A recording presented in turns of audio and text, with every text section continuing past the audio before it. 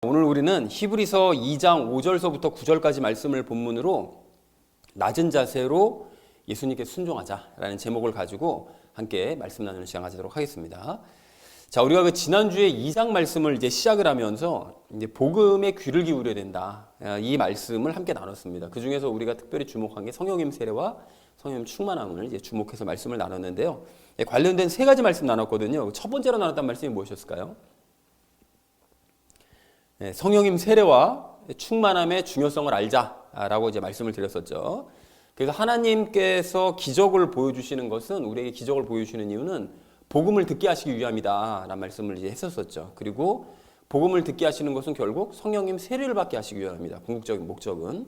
그리고 성령님 세례를 이제 받은 사람이 이후에 충만함을 받게 되면 은사를 또 받게 되는데, 그러면 그 은사를 받은 사람이 가르치는 은사나 복음을 전하는 은사로 또다시 다른 사람에게 이제 복음을 전파하면, 그럼 성령님 세례를 또 이제 줄 수 있게 되는 이런 이제 선순환이 일어나게 된다라는 말씀을 지난주에 드렸었죠. 그래서 성령님 세례와 충만함은 이 개인과 교회에게 있어서 기본이자 필수적인 일이다. 그런데 구하고 찾고 두드리면 주시겠다고 말씀하셨으니까, 약속해 주셨으니까 우리가 그렇게 해서 받자라는 얘기를 첫 번째로 함께 나눴습니다. 자, 그런가 하면 우리 두 번째로 나눴던 말씀이 무엇이었을까요? 네, 그렇습니다. 그 성령님 세례와 충만함을 받는 방법을 알자고 그랬는데요. 그 기본적으로 우리가 성령님 세례와 충만함을 받으려면 기도해야 되는 게 맞는데, 또 한 가지 반드시 있어야 될 조건이 있다고 그랬었죠. 그것이 바로 말씀이라고 그랬습니다. 그래서 성령님은 항상 말씀과 이제 같이 동행하시기 때문에 우리가 말씀 없이는 성령님 세례를 받거나 성령님 충만함을 받는 일은 불가능하다라는 말씀을 드렸었죠. 그리고 말씀에 지속적으로 그래서 우리가 노출이 되면, 그러면 히브리서 그 4장 말씀에 의해서 육체와 혼과 영을 찔러 쪼개는 역사가 일어나게 되고, 그러면 아무리 가망성이 없었던 죄인이라 할지라도 그 찔러 쪼개는 역사를 가지신, 그 권능을 가지신 말씀이 들어와서 결국은 성령님 세례를 받을 수 있게 된다라는 말씀을 드렸었죠. 그래서 우리가 성령님 세례를 위한 말씀, 또 성령님 충만을 위한 그 말씀, 그것 각각이 어떤 것인지를 깨닫고 간구해서 성령님 세례와 충만을 받자라는 얘기를 두 번째로 나눴습니다. 자, 그런가 하면 마지막 세 번째로 나눴던 말씀이 무엇이었을까요? 네, 그렇습니다. 마지막 심판을 기억하자고 그랬죠. 그러니까 율법을 지키지 않는 사람들이 대가를 치른 것처럼 복음을 거부한 사람들은 마지막 심판을 피할 수 없다고 지난주 본문에서 말씀을 하셨었죠. 그런데 똑같이 성령님 세례와 충만함에 대한 이런 이야기 역시 거부하면 심판을 면할 수가 없습니다. 왜냐하면 성령님 충만을 받지 않으면 그건 구원받지 못했다는 뜻이니까요. 자, 그래서 이런 얘기를 이제 우리가 나누면 늘 마음이 불편해질 수 있지만, 한편으로는 불편해질 수 있지만, 우리가 사실은 도리어 감사해야 된다는 말씀을 드렸습니다. 왜 그런가 하면 예수님께서 아직 오시지 않았기 때문에 기회가 남아 있다는 것이죠.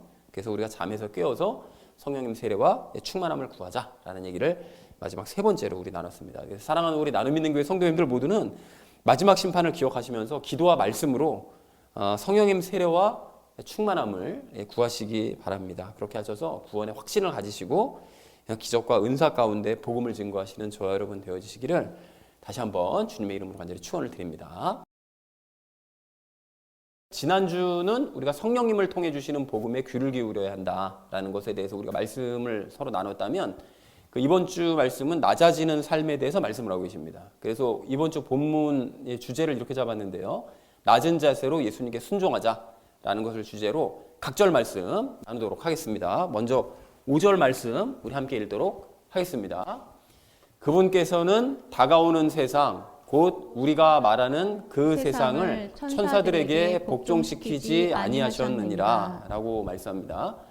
자, 그래서 여기서 그분께서는 이라는 것은 성부 하나님을 의미하고요. 그리고 다가오는 세상이라는 것은 뭘까요? 우리가 방금 찬양했던 새 예루살렘을 의미합니다.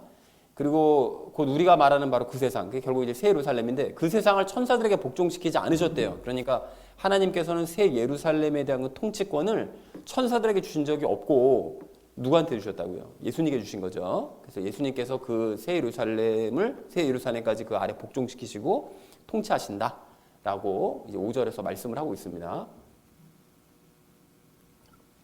또 5절 전체를 이렇게 정리해 볼 수 있겠는데요. 성부 하나님께서는 새 예루살렘을 천사들에게 복종시키지 않으셨다라는 것이 5절의 의미가 되겠습니다.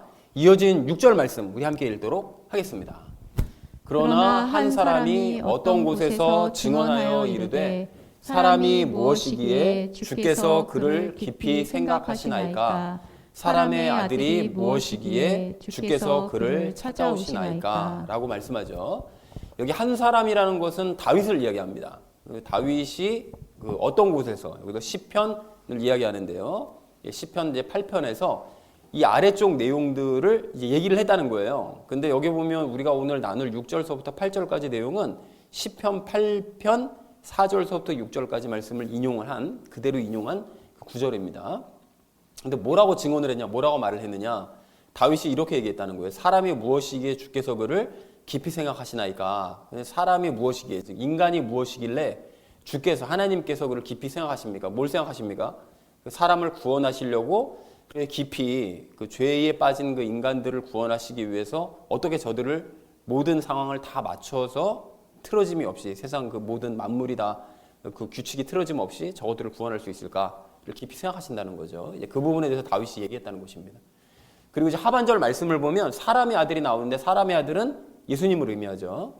그리고 사람의 아들이 무엇이기에 주께서 그를 찾아오시나이까? 그러니까 예수님은 어떤 분이시길래 성부 하나님께서 그분을 직접 찾아오십니까? 그러니까 다윗은 아직 그리스도를 보지는 못했어요. 그냥 얘기만 들었지, 하나님께. 근데 그분에 대한 얘기도 또 들은 거죠. 그러니까 예수님은 도대체 어떤 분이시길래 성부 하나님께서 그분을 찾아오실 수가 있습니까? 어떤 원리로, 어떤 이유로 그런 걸 찾아오실 수가 있습니까? 라고 이제 신비하니까 그걸 이제 자꾸 얘기를 하는 것이죠. 자, 그래서 6절 말씀을 이렇게 정리할 수가 있겠는데요. 다윗은 시편에서 인간이 무엇이기에 하나님께서 그를 구원하시고자 깊이 생각을 하십니까? 그리고 예수님이 어떤 분이시길래 하나님께서는 그분을 직접 찾아오십니까? 저는 그 신비를 잘 솔직히 이해는 할 수 없습니다. 라고 고백했다는 것이 이제 다윗의 말이 되겠습니다. 자, 이어진 7절 말씀 우리 함께 읽도록 하겠습니다. 주께서 그를 천사들보다 조금 낮게 만드시고 그에게 영광과 존귀로 관을 씌우시며 그를 주의 손으로 지으신 것들 위에 세우시고 라고 말씀하시죠. 여기서 주께서, 하나님께서 그를이라는 것은 이제 예수님을 이야기하고요. 천사들보다 조금 낮게 만드셨다는 표현이 이제 여러 번 나오는데, 성부 하나님께서는 예수님으로 하여금 하나님으로서의 모든 능력 다 버리게 하셨다는 거죠. 그리고 땅으로 보내셨다는 거예요. 그러니까 아무래도 천사들보다 능력을 더 가질 수 없는 인간과 똑같은 모습으로 오셨으니까 천사보다 낮아지실 수밖에 없었겠죠. 그리고 시간이 흘러서 영광과 존귀로 관을 씌우셨다는 거죠. 그러니까 예수님께서 그렇게 천사들보다 못한 모습으로, 즉 사람의 모습으로 이 땅에 오셔서 온갖 고난을 당하시고 십자가의 죽음까지 순종을 하시니까, 그러니까 이후로 영광과 존귀로, 그러니까 하나님께서는 예수님을 부활시키셔서 영광과 존귀로 관을 씌우시는 이런 일을 해주셨다는 것입니다. 이게 다윗이 전부 다 지금 고백한 내용입니다. 뭐 미래를 바라보면서 그 미래에 있을 일들에 대해서 이제 고백을 한 거죠.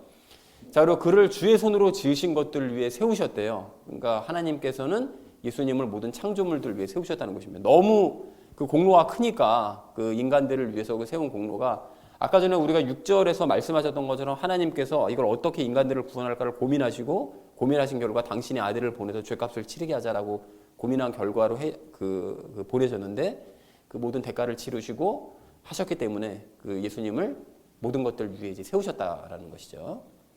자, 그래서 7절을 이렇게 정리해 볼 수 있겠는데요. 하나님께서는 예수님을 천사들보다 조금 낮게 만들어서 세상에 보내신 후 부활시키심으로써 영광과 존귀로 이제 관을 씌워주셨고, 예수님을 모든 창조물들 위해 세우셨다. 그러니까 예수님을 최고 높은 위치로 이제 올리신 것이죠. 자, 이어진 8절 말씀 우리 함께 읽도록 하겠습니다.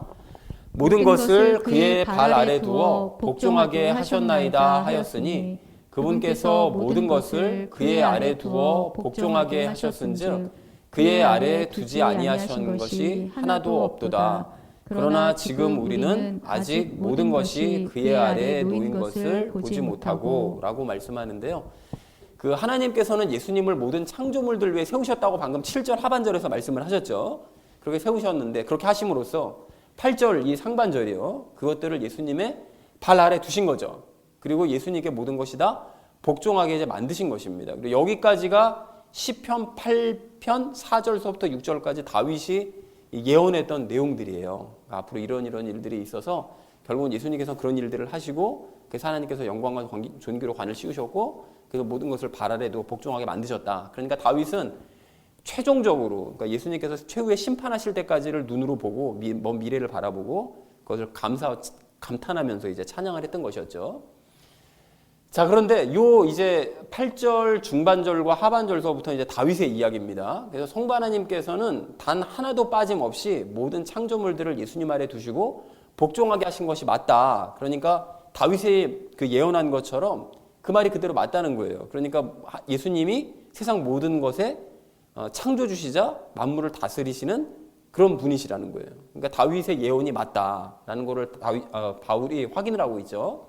자, 그런데 그 8절 하반절 말씀을 보시면 이거를 확인하셔야 되는 게 지금 우리는 아직 모든 것이 그의 아래 놓인 것을 보지 못한대요. 맞는 말이죠. 왜냐하면 지금은 아직 그 예수님이 재림하시기 전이니까 모든 것이 다 예수님 아래 복종한 건 아닙니다. 가령 뭐 사탄이라든지 죽음이라든지 뭐 지옥이라든지 죄라든지 뭐 이런 것들은 아직 그 예수님 발 아래 있지 않거든요. 그건 이제 마지막 심판 때가 돼서야 그 모든 것들이 이제 예수님 발 아래 복종하게 될 거니까 다윗은 그 모든 최후의 심판이 있을 때까지를 보고 고백을 한 거지만 그 앞의 내용까지는 다윗의 말이 맞지만 우리는 아직까지는 심판이 오지 않았기 때문에 그 놓인 것을 보지는 못하고 있다. 예수님 발 아래 모든 것이 다 놓인 것을 보지는 아직 못하고 있다는 걸 얘기하고 있는 것입니다. 이해들이 되시죠? 자, 그래서 예수님께서는 모든 창조물들을 발 아래 두셨지만 죽음, 죄, 사탄과 마귀 등은 완벽하게 발 아래 두지 않으신 상태긴 하다라고 지금 8절 하반절에서 말씀을 하고 있습니다. 그래서 그것들은 마지막 심판 때 예수님의 발 아래에서 완전히 복종하게 될 거다. 다윗의 예언대로 이것도 이루어질 거다라고 지금 바울이 얘기하는 것이죠. 그래서 8절을 이렇게 정리할 수 있겠는데요. 모든 창조물들을 예수님의 발 아래 두어서 복종하게 하셨다고 다윗이 기록한 것처럼 성부 하나님께서는 하나도 빠짐없이 모든 것을 예수님의 발 아래 두고 복종하게 하신 것이 맞다. 그러나 모든 것이 지금 우리는 아직 마지막 심판 때가 오진 않았으니까 모든 것이 완벽하게 복종하는 상태는 아직은 아니다. 라고 지금 바울이 현재 상태까지 얘기를 하고 있습니다. 자, 마지막 9절 말씀 우리 함께 읽도록 하겠습니다. 다만 예수님을 보노라. 그분께서 죽음의 고난을 당하시려고 천사들보다 조금 낮게 되셨다가 영광과 존귀로 관을 쓰신 것은 하나님의 은혜로 말미암아 모든 사람을 위하여 죽음을 맛보려 하심이라 라고 말씀합니다. 이것도 역시 이제 바울이 다윗이 예언했던 그 예언의 내용이 맞다라는 것을 최종적으로 확인시키려고 지금 9절에서 이 말씀을 하고 있는데요. 여기 보면 예수님을 보노라라고 얘기하잖아요. 그러니까 아직 모든 것을 완벽하게 발 아래 두지 않으셨지만 예수님께서 마지막 심판이 아직 이루어지지 않았으니까 그렇지만 우리는 예수님께 이제 주목을 해야 된다라고 얘기를 하는 것이죠. 그래서 무엇을 주목하느냐? 그분께서 지금 아직 마지막 심판 때가 되면 이제 그 부분에 주목해야 되겠지만 우리는 아직 심판을 당할 때가 아니니까 그 전에 주목해야 될 부분이 무엇이냐? 그분께서는 죽음의 고난 당하시려고 천사들보다 조금 낮게 되셨다는 거예요. 즉 우리 인류를 구원하시기 위해서 나를 구원하시고 너를 구원하시기 위해서 천사들보다 일부러 낮게 되시기 위해서 이 땅에 오셨다는 거죠. 그리고 죽음의 고난까지 그분이 당해주신 바로 그 메시아다. 그 그리스도다라는 것을 바울이 지금 강조를 하고 있는 것이죠. 그래서 다윗의 고백이 맞다는 거예요. 그 다윗이 그 시편 8편에서 얘기했던 그 고백대로 우리 예수님은 우리를 위해서 대신 고난받으시고 죽으신 바로 그 메시아가 맞다라고 확인을 하고 있습니다.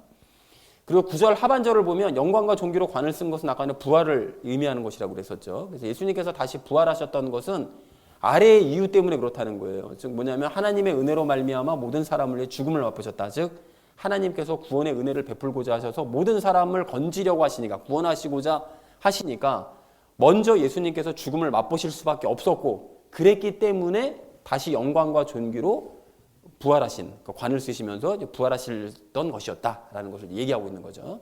그러므로 그분의 공로를 우리는 높여야 된다. 이분은 당연히 그러니까 우리를 구원하시기 위해서 애쓰신 분이시기 때문에 이분이야말로 천사들보다 당연히 높으신 분이시고 높임을 받으셔야만 하는 그런 분이시다. 그래서 그 부분에 대해서 우리가 더 주목을 해야 된다라고 지금 얘기했다는 것이 9절의 의미가 되겠습니다. 그래서 9절의 전체 의미를 이렇게 정리할 수 있겠는데요. 창조물들을 완벽하게 발 아래 두지는 않으셨지만 우리는 예수님께 주목을 한다. 그 하나님께서 구원의 은혜를 베풀고자 하셨기 때문에 예수님께서는 천사들보다 더 낮게 되셨다가 죽음을 맛보시고 결국은 영광과 존귀로 관을 쓰신 우리의 참된 그리스도시다 라고 얘기했다는 것이 9절의 의미가 되겠습니다. 그래서 오늘 본문을 이렇게 정리해 볼 수 있겠는데요. 성부 하나님께서는 새 예루살렘을 천사들에게 복종시키신 것이 아니다.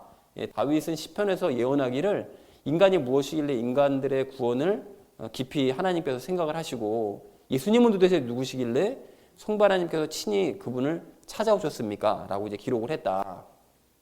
또한 성부 하나님께서는 예수님을 천사들보다 조금 낮게 만드시고 부활시키신 후에 모든 창조물들을 위에 세우시고 예수님의 발 아래 복종하게 하셨다고 다윗이 기록을 했는데 그 말이 다 맞다. 그래서 현재 예수님은 완벽하게 모든 것들을 다 발 아래 두고 계신 것은 아닌데, 왜냐하면 마지막 심판이 임하지 않았으니까요. 그랬는데 우리가 다윗이 말한 것처럼 예수님께서는 하나님의 구원의 은혜 때문에 천사들보다 낮아지시고 죽음을 맛보신 후에 부활하심으로써 영광과 존귀의 관을 쓰신 분이시기 때문에 우리는 그분께 주목해야 되고, 그분이 바로 우리가 기다리던 그리스도 메시아가 분명하다라고 얘기했다는 것이 오늘 본문 말씀 전체의 내용이 되겠습니다. 이해들이 되셨죠? 말씀이 좀 어렵긴 한데 이해가 되셨을 줄로 믿습니다. 그래서 오늘 본문 말씀을 좀 더 간단하게 정리해 보자면, 예수님께서는 인간들의 구원을 위해서 천사들보다 낮아지시고 죽음을 맛보신 후에 영광과 존귀 가운데 부활하신 분이신 거죠. 그리고 마지막 심판 때 예수님께서는 모든 창조물들을 완벽하게 발 아래 두시고 그것들을 이제 다스리실 거예요. 그리고 우리를 어디로 데리고 가십니까?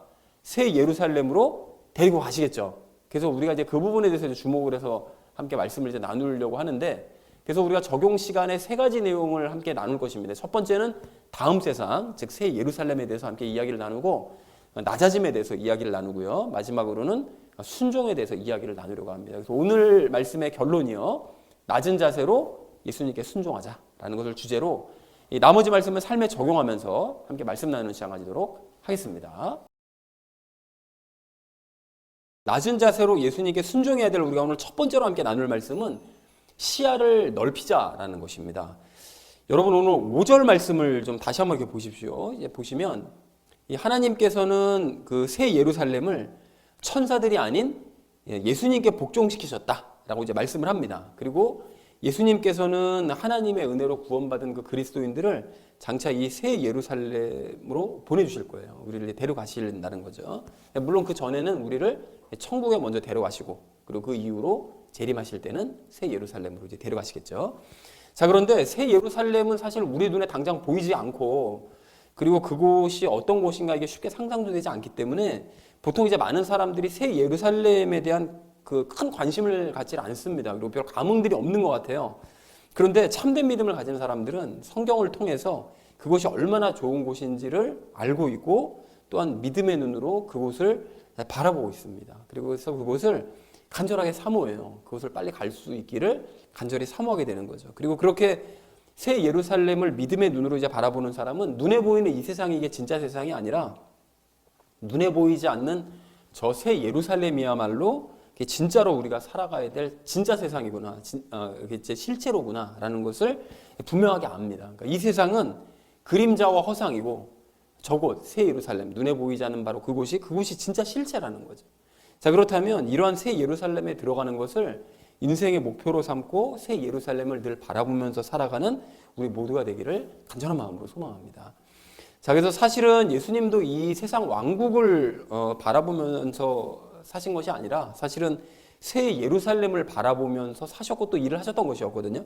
그런데 어떻게 할 수 있는가 하면 그 빌라도 앞에서 마지막에 왜 신문을 받으실 때 그 얘기 하시잖아요. 그러니까 내 왕국은 여기에 속한 게 아니다, 이 세상에 속한 게 아니다 라고 이제 분명하게 말씀을 하시잖아요. 그러니까 내 왕국은 여기가 아니라 눈에 보이지 않는 바로 저곳에 있다 라고 이제 말씀을 하셨기 때문에 예수님께서는 그래서 우리가 상상도 할 수 없는 그런 일들을 행하실 수 있었던 것이었죠. 즉 예수님께서는 새 예루살렘이 얼마나 좋은 곳인지를 알고 계세요. 왜냐하면 당신이 만드신 곳이니까.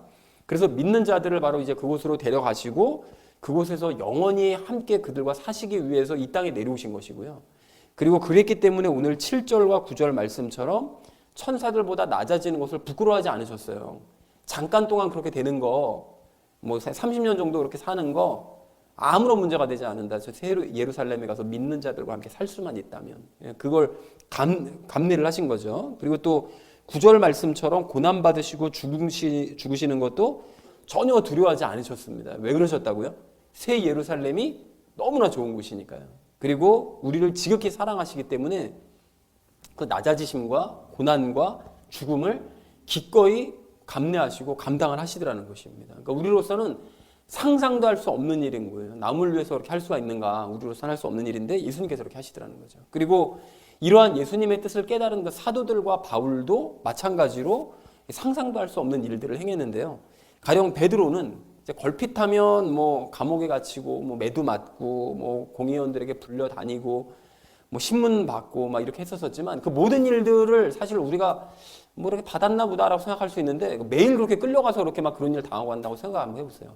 재판 한 번만 걸려도 정말 사람이 얼마나 스트레스를 받는데 그냥 그 틈만 나면 그렇게 끌려가가지고서는 신문 받고 이게 너무 힘들 거잖아요. 근데 그 모든 일들을 상상도 할 수 없는 그 일들을 다 견딜 수 있었던 것은 1차적으로는 예수님의 능력으로 그 모든 일들을 감당했기 때문이었지만 최종적으로는 새 예루살렘을 소망했기 때문에 그 모든 일들을 감당할 수 있었다는 것입니다. 그리고 바울도 마찬가지죠. 바울이 그 모든 수모와 고난과 고생을 감내하면서 끝까지 복음을 전파하는 일에 목숨까지 걸 수 있었던 것은 1차적으로는 예수님의 능력 때문이긴 했는데 최종적으로는 새 예루살렘에 대한 그 소망의 마음을 늘 마음에 품고 있었기 때문에 그 모든 일들을 하는 것이 가능했다는 거예요. 그래서 우리가 그동안 살펴본 그 바울의 서신서들을 가만히 돌이켜서 생각해 보시면 바울이 종종 새 예루살렘에 대한 그 소망에 대해서 계속 언급한다는 사실을 알 수가 있고요. 확인할 수가 있고요. 또 그리고 바울이 서신서에서 계속 열매를 강조했던 이유도 따지고 보면 결국 새 예루살렘 때문이었다라는 사실을 우리가 알 수 있다는 것이죠. 그러니까 만약에 사도들과 이 바울이 그냥 이 세상의 삶만 바라보면서 사역을 했다거나 아니면 예수님께 심판받기 싫어서 나중에 뭐 매맞기 싫어서 그래서 어쩔 수 없으니까 사역하자. 만약에 이런 식으로 사역을 했더라면 바울과 사도들은 결코 그런 적극적인 삶, 우리가 상상도 할 수 없는 그런 모든 어려움들을 감내하는 삶을 결코 살지 못했을 거예요. 새 예루살렘이라는 가장 완벽하고도 가장 큰 보상이 있었기 때문에 그걸 바라봤기 때문에 사도들과 바울은 이 땅에서의 수모와 고난과 고생을 전혀 힘들다고 생각하지 않고 그 모든 일들을 행할 수 있었다는 것입니다. 자, 그렇다면 우리도 인생의 목표를 분명하게 잡기 원합니다. 우리도 인생의 목표를 이 땅에서의 삶이 아닌 새 예루살렘에서의 삶으로 잡자는 거예요. 여러분, 그래서 예수님께서도 지난 목요일 그 큐티 본문에서 부자 비유를 들면서 말씀을 하시잖아요. 그 이 세상 삶만 전념해서 뭐 큰 열매와 수확을 얻은 어떤 큰 부자가 창고를 더 크게 짓고 막 몇 년 동안 먹을 것을 잔뜩 쌓아둔 뒤 어떻게 하죠? 내가 편하게 먹고 마시고 또 쉬면서 내가 아주 즐거워하며 살겠다 이렇게 계획을 세웠잖아요. 그때 하나님께서 뭐라고 말씀하십니까? 너 어리석은 자야. 오늘 밤 내가 네 혼을 데려가겠다. 그러면 네가 가진 소유는 게 다 누구께 되겠느냐? 라고 이제 말씀을 하시잖아요. 그러니까 뭘 말씀하고 싶으신 것입니까? 세상 왕국의 원리에 따라서 이 땅에서의 삶에만 전념하며 사는 것이 그게 기쁨과 행복이 아니라 사실은 눈에 보이지 않더라도 천국과 새 예루살렘을 준비하면서 살아가는 삶이 참된 기쁨과 행복을 누리는 삶이다 라고 이제 말씀하셨다는 걸 우리가 알 수 있다는 거죠. 자, 그러니까 참된 복음을 깨달은 지혜로운 우리는 이 세상이 진짜 세상이 아니라 새 예루살렘이 진짜 세상이다. 그게 진짜 실체다. 그렇다는 사실을 우리가 안다면 이제 시야를 넓혀서 그 나라에 초점을 맞추고 이 세상은 그 나라에 가기 위해 준비하는 시간과 장소다 라는 것을 생각하는 또 마음에 새기는 우리 모두가 되기를 간절한 마음으로 소망합니다. 여러분, 제가 예전에도 말씀드렸지만 이스라엘 백성들은 이집트에서 탈출하고 난 다음에 광야 생활을 하는 것이 목표가 아니었어요. 어디가 목표였습니까? 가나안 땅 들어가는 게 목표였던 거죠. 근데 이 이스라엘 백성들이 그런 기본적인 사실조차 전혀 깨닫지를 못하니까 그 사람들의 삶이 어떻게 됩니까? 광야에서 어떻게 먹고 살 것인가? 그리고 모세와 아론이 우리의 지도자가 이 광야 생활의 지도자가 되어야 되냐? 아니면 고라가 이 광야 생활의 지도자가 되어야 되냐? 이거나 따지고 이거나 고민하고 있더라는 거예요. 누가 지도자가 되는지, 광야 생활할 때 누가 지도자가 되는지, 내가 광야 생활할 때 뭘 먹고 사는지, 뭘 먹고 뭘 마시는지 이게 뭐가 중요해요. 광야는 목적지가 아니라 경유지잖아요. 누가 뭐 지도자가 됐든 뭘 먹고 뭘 마시든 빨리 지나가 버리고 자신의 최종적인 목표는 가나안이니까. 그러니까 그곳에 갈 생각을 전념을 했었어야 되는데 그 사실을 망각해 버리니까 이 땅에 우리가 지금 현재 있는 이곳에서 어떻게 먹고 살아야 되냐? 아니, 누가 우리를 지도를 해야 되냐? 누가 더 잘났냐? 이런 쓸데없는 거에나 관심을 가지고 쏟고 있더라는 거예요. 그래서 가나안 들어가면 더 먹을 것도 많고 마실 것도 많고 또 지도자도 알아서 다 챙겨주실 거거든요. 더 좋은 지도자. 근데 이게 전혀 그런 거에 관심이 없더라는 거죠. 그러니까 만약에 이스라엘 백성들이 똘똘 뭉쳐가지고 우리가 가나안에 들어가는 것이 가장 중요한 목표다라는 것을 설정을 해놓고, 그러니까 우리가 이 광야 생활이 좀 힘들고 지겹더라도 하나님께 우리가 순종하면서 하루하루의 삶을 잘 좀 살아가자라고 생각을 했더라면 그 사람들은 광야에서의 삶을 정말 빠른 시간 안에 통과해서 짧은 시간 안에 기쁨과 행복을 누릴 수 있는 가나안으로 들어갔을 거예요. 그래서 굉장히 기쁜 시간들을 보냈겠죠. 근데 그들은 눈에 보이지 않는 그 가나안을 바라보는 게 아니라, 그게 뭐 언제 우리한테 올지도 모르는데, 그게 눈에 보이지도 않는데 뭐가 우리가 언제 들어갈 줄 알고, 그리고는 당장 눈앞에 보이는 광야만 열심히 바라보면서 살면서 집착하다 보니까 결국은 망해버리더라는 거예요. 그러니까 여러분, 우리도 마찬가지입니다. 이러한 사실을 너무나 잘 알고 있는 우리가 이스라엘 백성들의 그 실패한 광야의 삶을 나의 삶에 적용을 하지를 못해가지고 이 광야와 같은 이 땅의 삶에만 막 집착하면서, 야, 우리의 지도자가 누가 돼야 되냐, 투표 누구한테 해야 되냐, 선거는 뭐 어떻게 해야 되냐, 막 이거에만 막 전념하고 있고, 우리가 이 땅에서 어떻게 먹고 살아야 되지, 막 우리가 뭐 마실 게 없는데, 입을 게 없는데, 뭐 집 어디 가서 살아야 되지, 이런 거나 바라보면서 이 땅의 삶에만 집착하면서 살아간다면 그것처럼 어리석은 일은 없다는 거예요, 여러분. 그렇게 하다가 이스라엘 백성들이 망한 거를 우리가 눈으로 분명하게 목격을 했잖아요. 그러니까 우리가 이 땅에서의 삶이 아닌 새 예루살렘의 삶에 전념을 해야 된다는 것입니다. 사랑하는 우리 나눔 있는 교회 성도님들 모두는 이제 이 땅에서의 삶이 아닌 새 예루살렘에서의 삶에 초점을 맞추며 살아가시기 바랍니다.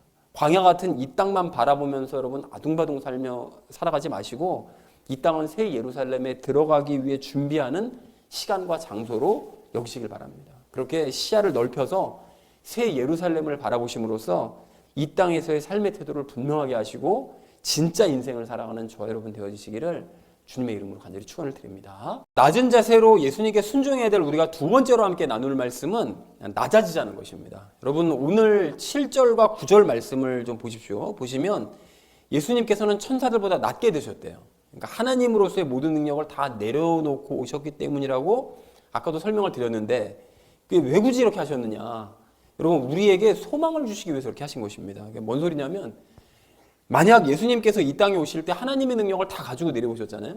그렇게 되면 우리는 예수님을 따르는 삶을 애초에 포기할 수밖에 없어요. 왜냐하면 뭐 예수님께서는 하나님의 능력 가지고 이렇게 행하셨으니까 할 수 있었지만 우리는 하나님의 능력이 없으니까 당연히 못하는 거지, 이렇게 핑계댈 수 있었기 때문에, 그래서 예수님께서는 하나님으로서의 모든 능력을 다 제거하시고 완전히 순수한 사람의 모습으로, 그러니까 천사보다 낮은 그런 모습으로 이 땅에 내려오신 거예요. 그리고는 믿음만 가지고 오셨습니다. 믿음만 가지고 사신 거예요.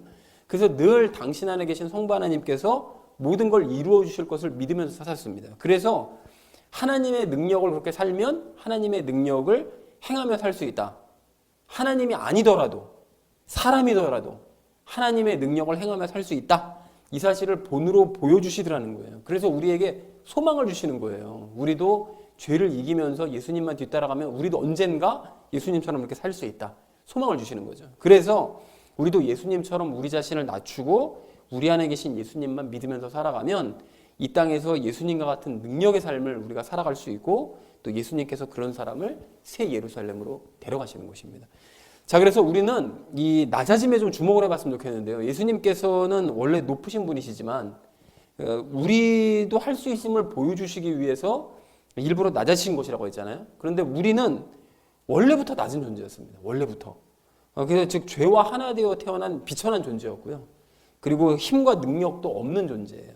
여러분, 그래서 한번 생각해 보십시오. 우리가 우리 자신을 구원할 수 있습니까? 구원 못합니다. 여러분, 죄 이기실 수 있어요? 물론 작은 죄들은 이길 수 있죠. 근데 여러분, 큰 죄 이게 잘 이겨집니까? 이게 잘 안 되거든요. 내 뜻대로 세상 움직일 수 있습니까? 세상은 둘째치고 내 가족의 마음이나 움직일 수 있어요? 안 되거든요, 이게. 그리고 병에 걸렸을 때, 저처럼 코로나 걸린, 이거 어떻게 해볼 수가 없습니다. 대책이 없어요. 육신이 통제가 안 됩니다. 그리고 뭐 간단한 감기조차 뭐 내가 가진 능력으로 이걸 단번에 물리칠 수 있느냐? 안 됩니다, 이게. 이게 우리 실력 가지고 안 되는 거예요. 이게 쌓여있는 게 없으니까. 그러니까 실제로 따지고 보면 생각하면 생각할수록 우리의 힘과 능력으로 할 수 있는 일이 정말 아무것도 없다는 사실을 절감을 하는 거예요. 절감을. 자, 그러니까 우리는 원래부터 낮은 자였다는 사실을 인정하고 높아지려는 그런 마음조차 낮추고 늘 겸손해야 된다는 것입니다. 그래야 예수님의 능력으로 우리도 살아갈 수 있다는 거죠. 하지만 그럼에도 불구하고 이렇게 낮춰져야 될 우리가, 낮아져야 될 우리가 이상하게 낮아지기가 힘들어요. 그리고 반대로 스스로를 자꾸 이제 높이려고 한단 말이죠. 기회만 있으면.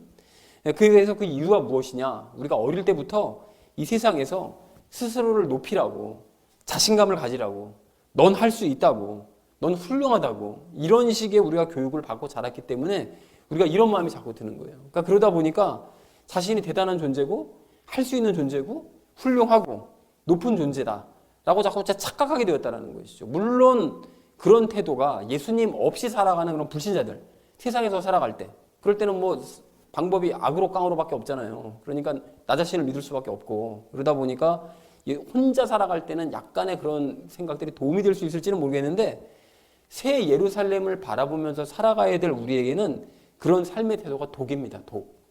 그래서 그 오래된 옛 습관을 버려야 된다는 거예요.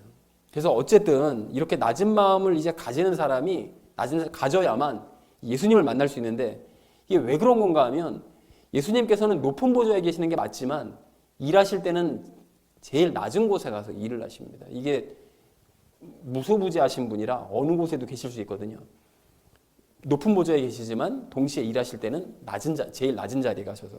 그래서 우리가 낮아지면 그곳에 가서야 예수님을 만날 수 있는 거예요. 그래서 우리가 인생에서 가장 힘들 때 예수님을 만나게 되는 이유도 바로 그겁니다.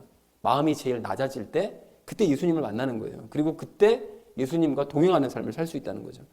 자, 그러면 그렇게 마음을 이제 낮춰야 예수님을 만날 수 있고, 그럼 예수님의 모습을 본받아서 우리도 예수님처럼 마음을 낮춰서 예수님을 따라가는 삶을 살 수 있는데, 그럼 어떻게 해야 이런 낮은 마음을 가질 수 있느냐? 세상에서 이거 가르침을 그렇게 받아놔가지고 자꾸 마음이 높아지려고 하는데 어떻게 해야 마음이 낮아질 수 있느냐? 여러분 억지로 낮아져야지 하고 한다고 그래가지고 뭐 낮아지는 게 아니고요. 여러분 그래서 가장 간단한 방법이 있는데 우리가 배웠던 방법이요. 그게 뭘까요? 죽었다는 사실을 깨닫는 거예요. 그나마 내가 과거에 살아있었을 때는, 예수님 진짜 제대로 믿기 전에 살아있었을 때는 스스로의 의지로 내가 뭔가 할 수 있다고 생각을 했었기 때문에 뭐 행한 일들도 몇 가지 있잖아요. 내 스스로 내 힘과 노력으로 이루는 업적들이 몇 가지가 있는데 사소한 거지만, 근데 이제는 예수님과 함께 죽었기 때문에 그나마 했던 그 일들조차 내가 이제는 할 수 없다는 사실을, 그래서 아무것도 이제는 할 수 없다는 사실을 반복해서 인정해야 된다는 것입니다. 아, 난 죽었구나. 그걸 자꾸 깨달아야 되는 거예요. 아, 난 죽어서 할 수 있는 게 없구나.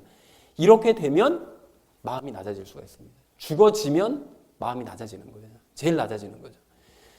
자, 그러면 여기서 이제 또 한 가지 질문이 생기는 게 뭐냐면, 그렇게 스스로를 자꾸 낮춰서 살면 뭐 예수님 따라갈 수 있어서 좋고 예수님의 능력도 나타날 수 있다는 건 좋긴 한데, 한 가지 걱정되는 건 그렇게 자꾸 낮춰서 살고 자기 스스로를 자꾸 낮추면 세상 사람들은 반대로 스스로를 높이려고 하다 보니 세상 나가서 살게 되면 세상 사람들에게 우습게 보이고 손가락질 받는 거 아닙니까? 이런 생각이 들 수 있다는 거예요. 맞습니다, 여러분. 맞아요. 세상 나가면 충분히 이렇게 됩니다. 당연히 이렇게 될 수밖에 없어요. 그래서 여러분 예수님의 경우만 생각을 해봐도 유대인들은 예수님을 천사보다 못한 존재라고 생각을 했다고 그랬었잖아요. 그리고 그나마 예수님을 그리스도라고 인정하지도 않아가지고 예수님을 늘 낮춰서 바라봤고, 유대 지도자들은 예수님을 조롱했고 손가락질했고 심지어 죽이기까지 하는 거예요. 만만해 보이니까요. 그러니까 낮춰서 생각하니까 죽여버릴 수가 있는 거죠. 그렇게 낮아지는 거예요. 자, 그러면 중요한 거예요. 예수님께서 그렇게 유대인들에게 낮은 자 취급을 당하셨으니까 예수님께서는 정말로 낮은 분이신 것이냐? 당연히 아니죠. 공정하게 모든 일들을 판단하시는 우리 하나님께서는 예수님을 높여주셨고요. 오늘 7절 말씀처럼 영광과 존귀로 관을 씌워주시잖아요. 높여주셨고요. 천사들도 당연히 예수님을 높였습니다. 그리고 시간이 지나서 예수님을 따르는 사람들이 생겨나면, 이 그리스도인들이 생겨나면서부터는 그들이 열정적으로 예수님을 높이더라는 거예요. 그러니까 이 상황을 거꾸로 생각해 보면 하나님과 천사들과 모든 믿는 자들 모두가 다 예수님을 높이지만 예수님을 낮춰봤던 그런 유대인들 제외가 나머지는 다 높인다는 거예요. 그러니까 유대인들만 예수님을 낮춰서 바라보고 있더라는 것이죠. 그러니까 우리도 마찬가지라는 것입니다. 우리도 세상에 나가서 낮은 자세로 살아가면 손해볼 수 있어요. 사람들에게 조롱당할 수 있습니다. 우습게 보일 수 있어요. 그런데 그럴 때 괴롭다, 이렇게 살아가는 게 이게 무슨 의미가 있나, 이게 그리스도인의 삶이 그냥 이렇게 힘들고 어려운 삶인가, 굳이 여러분 그렇게 생각하실 필요가 없습니다. 이게 뭐 어때서 이렇게 생각하셔야 된다는 거예요. 하나님께서는 또 천사들은 또 서로 참된 믿음을 가진 우리끼리는 누가 더 높은 존재인지를 분명히 알고 있잖아요. 세상 사람들이 우리를 조롱하고 낮춰보는 세상 인간들이 정말 낮은 존재고 우리 자신은 전혀 낮은 존재가 아니라 도리어 하나님께서 인정해 주시는 높은 존재라는 거, 그것만 있으면 되는 거 아닙니까? 그게 가장 중요한 거 아닙니까? 그러니까 세상 사람들을 바라보면서 세상 사람들한테 이렇게 조롱당하고 낮춰질까 봐 두려워할 것이 아니라 하나님께서는 나 높여주신다. 이게 가장 중요한 문제라는 거예요. 자, 그러니까 낮은 마음 갖기를 여러분 두려워하지 마시고 스스로를 높이려는 그 유혹과 옛습관을 버리시기 바랍니다. 그리고 그렇게 낮은 태도로 살아가게 되면 예수님께서는 최종적으로 우리를 높여주겠다고 약속까지 해주셨는데요. 자기를 높이는 자는 다 낮아지고 자기를 낮추는 자는 높아지리라. 이게 누가복음 18장 14절에서 말씀하신 것이고요. 또 누구든지 이 어린아이처럼 자기를 낮추는 자, 곧 그가 하늘의 왕국에서 가장 큰 자니라. 마태복음 18장 4절에서 이 말씀을 해주시더라는 거죠. 그러니까 이 세상에서 낮아진 만큼 새 예루살렘에서는 그 누구보다 큰 자로서 기쁨을 누리게 될 것이다 라고 우리 예수님께서 약속을 해주시더라는 것입니다. 그러니까 이 세상 사람들의 조롱과 멸시가 무서워서 또 나를 깔볼 것이 두려워서 낮아지면 안 되겠다 뭐 이렇게 생각하지 마시고 완전히 무시해버리시고 더 낮아지는 우리가 되기를 소망을 합니다. 사랑하는 우리 나눔 있는 교회 성도님들 모두는 이 세상에서 낮아짐을 두려워하지 마시고 자존심 상해하지도 마시기 바랍니다. 하나님께서 낮아지라고 말씀하시니까 기꺼이 낮아지는 모습으로 이 땅에 오셔서 당신이 할 일을 하셨던 그 예수님처럼 우리도 원래 낮았던 우리도 예수님께서 낮아지라고 하시니까 그 명령에 따라서 기꺼이 스스로를 낮추고 새 예루살렘을 위해서 이 땅에서 우리가 무엇을 해야 될지 해야 될 일들을 행하는 저와 여러분 되어주시기를 주님의 이름으로 간절히 축원을 드립니다. 자, 낮은 자세로 예수님께 순종해야 될 우리가 마지막 세 번째로 함께 나눌 말씀은 순종하자라는 것입니다. 여러분 오늘 9절 말씀을 좀 다시 한번 보십시오. 이제 9절 말씀 보시면 예수님께서는 천사들보다 낮게 되셨다고 말씀을 하시죠. 그래서 예수님께서는 우리에게 소망을 주시고 이제 본을 보여주시기 위해서 낮아지신 것이라고 이제 방금 말씀을 드렸습니다. 그래서 우리도 이제 낮아져야 된다라고 이제 말씀을 드렸고요. 그리고 다시 이제 9절 말씀을 또 보시면 예수님께서는 우리를 위해 이제 죽으셨다고 말씀하시는데 이것도 우리가 조금 전에 말씀드린 것처럼 낮아지기 위해서는 어떻게 해야 된다고요? 죽었다는 사실을 인정해야 된다고 이제 말씀을 드렸죠. 그러니까 우리 역시 죽었다, 예수님과 함께 이제 죽은 것을 깨닫는 거죠. 그리고 예수님께서 부활하셔서 영광과 존귀의 관을 쓰신 것처럼 장차 우리도 예수님처럼 영광과 존귀의 관을 쓰게 될 것이고요. 그리고 우리도 죽었다가 예수님과 함께 다시 살아나는 그런 영광을 지금도 사실은 가지고 있습니다. 자, 그러니까 이처럼 예수님을 믿는 사람들은 그 예수님을 믿는 그 누구든지 예수님께서 가신 그 길을 똑같이 뒤따라가는 삶을 사는 거예요. 그러니까 순종하는 삶을 사는 거죠. 예수님 죽으시면 같이 죽고 예수님이 멸시받으면 같이 멸시받고 예수님 살아나시면 나도 같이 살아나고 이렇게 돼야 되는 거죠. 예수님 낮추시면 같이 낮추고 이렇게 돼야 되는 거죠. 그래서 그런 의미에서 우리가 큐티로 나누고 있는 그 누가복음 9장 말씀도 보시면 그 예수님께서 변화산에 가셔서 변화되시고 난 이후에 그리고 마지막으로 성부 하나님께서 제자들을 구름으로 싹 덮으시면서 하신 말씀이 있잖아요. 이 사람은 내 사랑하는 아들이니 그의 말을 들으라. 그러니까 예수님의 말씀 듣고 너가 그의 삶을 뒤따라가면서 순종하는 삶을 살아야 된다. 라고 하나님께서 직접 말씀을 해주시더라는 거예요. 그리고 신명기서 18장 15절에서 그 모세도 주 내 하나님께서 내 한가운데서 내 형제들 중에서 나와 같은 대언자 하나를 너를 위하여 일으키리니 너희는 그의 말에 귀를 기울일지니 이렇게 말하더라는 거예요. 그러니까 예수님의 말씀을 듣고 그 길을 너희는 따라가야 된다라고 유대인들에게 당부를 한 거예요. 그러니까 그 대언자 앞으로 나를 대신할 그런 하나님께서 보내신 대언자가 나타나면 꼭 그렇게 너희는 따라야 된다, 순종해야 된다라고 얘기를 했는데 이러한 모세의 말을 유대인들이 당연히 안 들었죠. 그 듣지 않고 또 예수님께 이제 불순종해가지고 저주받는 자리로 이제 나아가게 됐지만 베드로와 야고보와 요한을 비롯한 이 제자들은 그 변화산에서의 그 성부 하나님의 말씀을 듣고 예수님께 순종해서 축복의 자리로 나아가더라는 거죠. 그러니까 예수님을 믿는 우리도 마땅히 유대인들이 아닌 제자들처럼 예수님의 삶을 뒤따라가야 되는 거죠.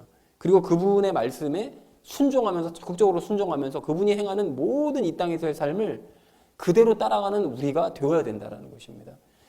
자, 그런데 이렇게 예수님을 뒤따라가는 삶을 뭐 살아가야 된다 이렇게 하면 자꾸 이제 십자가 생각나고 뭐 고난받은 것만 생각나고 뭐 낮추셔가지고 막 딴 사람들의 조롱받고 막 이런 것만 생각나가지고 야, 이렇게 예수님을 따라가는 그 삶이라는 것이 뭔가 이렇게 코가 꿰어져가지고 막 억지로 끌려가는 막 이런 속박받는 느낌이 드실 수가 있는데 물론 그런 면도 있습니다. 그런데 모든 게 다 그런 게 아니에요, 여러분. 오늘 8절 말씀을 이렇게 다시 보시면 하나님께서는 모든 것을 예수님의 발 아래 복종하게 만드셨다고 말씀을 하시잖아요. 그래서 예수님을 그래서 뒤따라가면 예수님을 그 순종하는 사람은 예수님을 뒤따라가면서 순종하는 사람은 예수님 안에 있기 때문에 예수님께 복종한 모든 것들이 내게도 복종하는 걸 체험할 수 있다는 거죠. 그러니까 즉 스스로 낮아지고 죽었다는 사실을 인식하면서 예수님을 뒤따라가고 순종을 하면 할수록 주변 환경이나 사람이나 물질이나 죄나 이 모든 것들이 내게 복종하는 것을 체험할 수 있다는 거예요. 그러니까 쉽게 말해서 예수님의 삶을 뒤따르면서 예수님께 순종을 하면 예수님께 복종했던 것들이 나에게도 복종한다는 것입니다. 놀라운 축복인 거죠. 물론 8절 하반절 말씀에서 암시하시는 것처럼 뭐 사탄이나 뭐 죽음이나 뭐 이 세상의 악한 종자들이나 뭐 죄 뭐 이런 거 등등등 이런 것들이 완벽하게 예수님께 지금 복종한 상태는 아닌 거잖아요. 그러다 보니까 그런 것들이 우리한테 복종하지 않습니다. 그래서 그런 것들이. 그래서 우리가 아직 사탄보다는 약한 것이고 죽음 앞에 두고 빠져나갈 방법이 없잖아요. 죽음이 아직 예수님께 복종하지 않았으니까, 마지막 심판 때가 안 왔으니까 우리도 그래서 우리도 죽는 거예요. 그건 우리가 도리어 그거에 복종하는 거죠. 그리고 악한 세상 사람들에게 우리가 뭐 두들겨 맞을 때도 있고 또 죄에게 무릎 꿇을 때도 많기는 하죠. 왜냐하면 완전히 복종된 상태가 아니니까.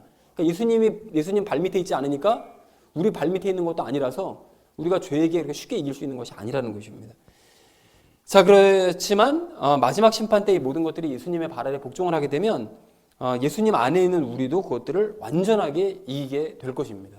그래서 우리는 더더욱 예수님의 뒤를 뒤따르면서 예수님의 말씀에 이제 순종을 하기를 원하는데요. 그런데 이렇게 예수님을 이제 뒤따라가면서 예수님의 말씀에 순종하려면 구체적으로 어떻게 하면 그렇게 할 수 있을까? 예수님께 어떻게 순종을 하고 그렇게 적극적으로 예수님을 똑같이 따라가는 삶을 살 수 있을까? 여러분 이걸 좀 나눠서 생각해 보면 예수님을 뒤따라가려면 당연히 예수님이 어떤 삶을 사셨는지 알아야 뒤따라갈 거잖아요. 그죠? 그리고 예수님의 말씀에 순종하려면 일단 말씀을 알아야 되겠죠. 그러니까 이 모든 걸 종합했을 때 알 수 있는 건 당연히 성경 말씀을 읽어야 됩니다. 말씀을 읽어야 예수님이 어떤 삶을 살았는지 아니까 뒤따라갈 것이고 예수님의 말씀을 알아야 그 말씀에 순종할 것이고 하니까 말씀을 당연히 알아야죠. 그러니까 늘 말씀드리지만 예수님은 곧 말씀이시기 때문에 우리가 말씀을 가까이 하면 그게 곧 예수님을 가까이 하는 거고 또 우리가 말씀을 보면 그게 곧 예수님을 보는 거예요. 그러니까 그리고 그렇게 하다 보면 예수님이 내 삶 가운데 늘 함께 하신다는 사실이 친밀하게 느껴져요. 예수님과 친밀해지기를 많은 사람들이 원하잖아요. 근데 그 친밀함을 느끼지 못하는 이유가 뭐냐면 성경 안 읽어서 그래요.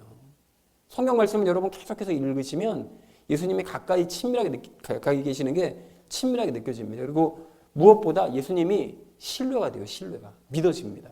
성경 말씀을 통해서 그게 마음 가운데 들어오는 거예요. 그리고 그렇게 예수님이 느껴지고 가까이 느껴지고 신뢰가 되어야 예수님을 뒤따라갈 마음도 생기고 말씀에 순종하고 싶은 마음도 생길 수밖에 없는 거죠. 그래서 여러분 예수님을 만난 적이 없고 예수님을 느껴본 적도 없다고 불평하는 이 사람들을 보면 거의 100% 성경 말씀 안 읽는 사람들입니다. 혹 성경을 읽더라도 육신과 혼으로만 읽는 사람들이 그런 사람들이라는 거예요.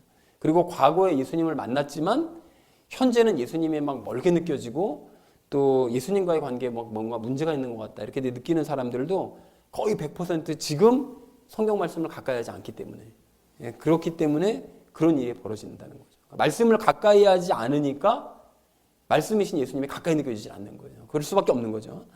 사랑하는 우리 나눔 있는 교회 성도님들 모두는 말씀으로 충만하시기 바랍니다. 그렇게 하셔서 늘 예수님을 가까이 뒤따르시고 또 예수님께 순종하는 삶을 사시기 바랍니다. 그래서 환경이나 사람이나 물질이나 죄 등을 복종시키면서 살아가시고 장차 새 예루살렘에 입성하시는 저 여러분 되어지시기를 주님의 이름으로 간절히 축원을 드립니다. 낮은 자세로 예수님께 순종하자라는 것을 주제로 이제 말씀 나눴죠. 그래서 첫 번째 나눴던 말씀이 시야를 넓히자라고 말씀을 드렸습니다. 그래서 눈에 보이는 이 세상이 진짜 세상이 아니라 눈에 보이지 않는 이것이 진짜 세상이다. 뭐였습니까? 새 예루살렘이다 라고 말씀을 드렸었죠. 그리고 새 예수님과 사도들과 바울은 이것에 대한 소망 때문에 적극적인 삶을 살 수 있었다. 무엇이었습니까? 역시 새 예루살렘이죠. 자, 그리고 광야는 경유지일 뿐이고 이것이 최종 목적지였죠. 이스라엘 백성들에게 무엇이었죠?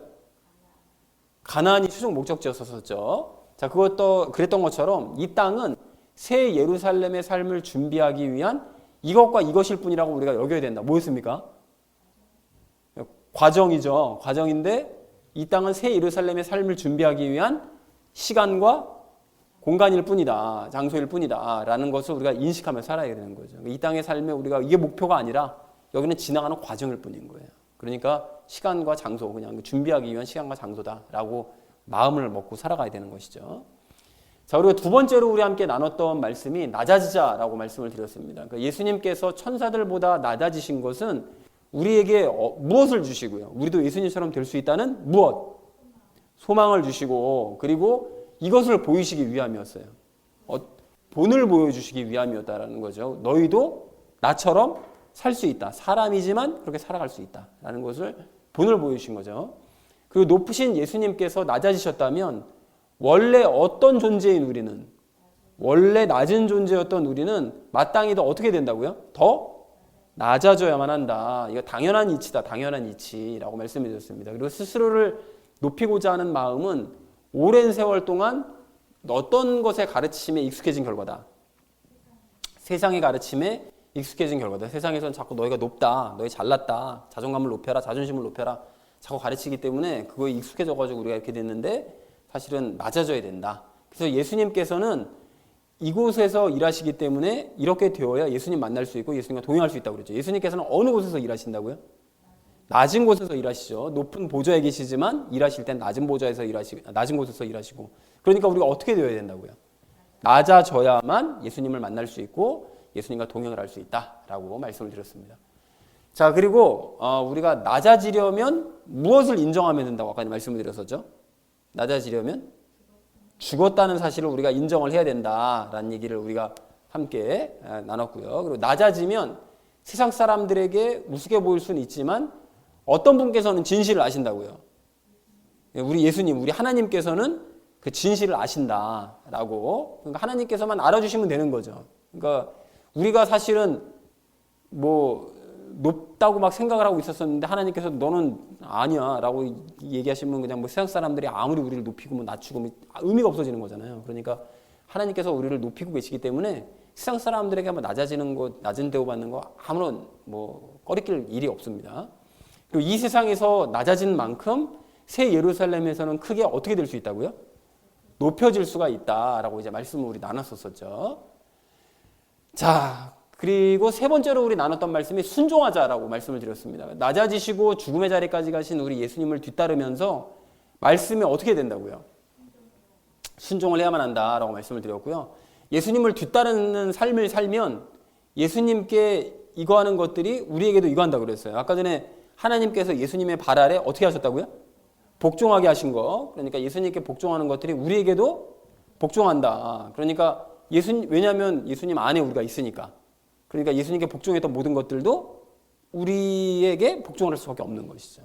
그래서 그렇게 만들 수가 있다라는 얘기를 그렇게 따라가는 삶을 살면요. 자, 그리고 예수님을 뒤따르면서 순종하려면 이게 중요합니다. 뭘 봐야 된다고요? 그래서 성경을 봐야 되죠. 말씀을 봐야 예수님이 어떤 삶을 사는지 아니까 뒤따를 수 있을 것이고 예수님의 말씀이 뭔지를 알아야 순종도 할 거잖아요. 그러니까 말씀을 당연히 봐야 됩니다. 예수님을 가까이 하는 것이 이걸 가까이 하는 것이고 말씀을 가까이 하는 것이고 예수님을 보는 것이 곧 말씀을 보는 것이다. 그렇기 때문에 결국은 예수님과 가까이 하고 싶고 예수님을 따르고 싶고 순종하고 싶다 그러면 말씀 보는 건 너무 필수적인 일이다 라는 말씀을 우리 나눴습니다. 자, 그래서 사랑하는 우리 나눔 있는 교회 성도님들 모두는 이 땅의 삶이 아닌 새 예루살렘의 삶에 주목하시기 바랍니다. 그래서 그 삶을 위해서 여러분 낮아지시고 예수님을 뒤따르면서 순종하셔서 새 예루살렘에서 그 예루살렘에서의 삶을 준비하는 저와 여러분 되어주시기를 주님의 이름으로 간절히 축원을 드립니다.